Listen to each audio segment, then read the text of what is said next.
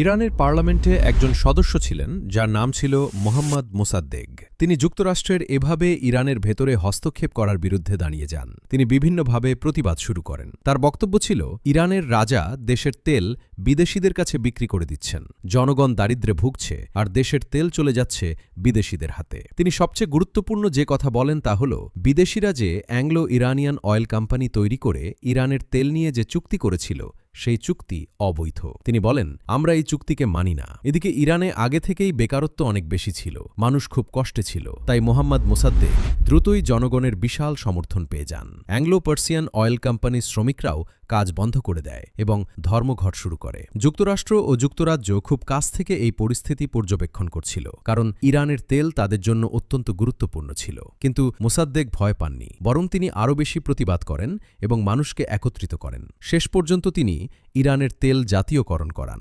এর অর্থ ছিল, এখন আর যুক্তরাষ্ট্র বা যুক্তরাজ্যের কোম্পানি ইরানের তেল বিক্রি করবে না, বরং ইরান নিজেই নিজের তেল উত্তোলন করবে এবং বিক্রি করবে। এর প্রভাব এতটাই বড় ছিল যে পরবর্তীতে জনগণের ভোটে মোহাম্মদ মোসাদ্দেক ইরানের প্রধানমন্ত্রী নির্বাচিত হন।